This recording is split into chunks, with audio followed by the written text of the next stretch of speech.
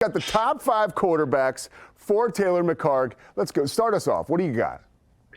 Let's start with Bear Bachmeier at number 5. I think should be a freshman All-American this year. And again, he was not on campus until June, becomes their starting quarterback. And to get them to a one-loss regular season, get them to the Big 12 championship, and your only time you lost this season was to the number 4 team in the country and the best defense in the Big 12. Incredibly impressive stuff out of Bear Bachmeier in his true freshman campaign. 14 passing touchdowns, 11 rushing touchdowns. Remember it, folks. We may not see that again anytime soon. Who you got it for? Devin Dampier for Utah, and how disappointing the season was a year ago. To get them back to where I think Utah expects to be, competing for Big 12 championships. What he did through the air, but also on the ground, his effectiveness running the football when he was at his best and when he was healthy specifically, I thought he was one of the best quarterbacks in the Big 12. And where I think you saw him come in with the Big 12 rankings at the end of the season from the coaches, I thought told that story. Yeah, 22 rushing touchdowns there, almost 2,200, or 22 passing touchdowns, excuse me, and almost 2,200 passing yards. A lights out season for him. Let's move on to 3.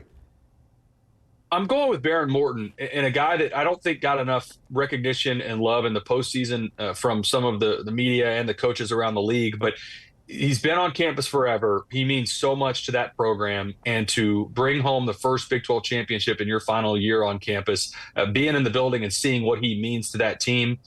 As good as their defense is, they didn't ask him to do as much. And again, he's been banged up for a lot of this season. So I think his effectiveness as a quarterback and getting them to this point is more to do with me having him in this spot than necessarily the statistics. But another big year for Baron Morton, and a lot of football hopefully ahead for Baron Morton.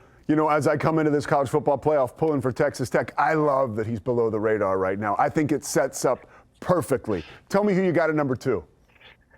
I'm going with Brennan Sorsby, and a guy that for Cincinnati, he was in large part the entire offense for the Bearcats for most of the season. And I know that they struggled in the month of November. That's really when the schedule got the most difficult for the Bearcats.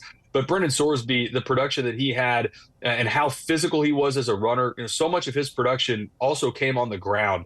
And I thought in a lot of ways he was very similar to Sawyer Robertson at Baylor, where they put so much on his plate, and I thought he delivered in a big way for Cincinnati. All right, who's the top dog? You got a number 1. I got a pretty good idea because he's not on the list so far, but he's lights out.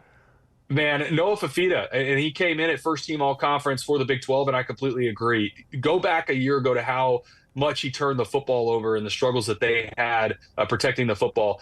And then to turn around the next year and how well he protected the ball and how dynamic he was, downfield shot plays, and getting them to 9-3 this season, thought incredibly impressive out of Noah Fafita. And glad that he's got this other opportunity in the bowl game to try to get Arizona to that 10th win.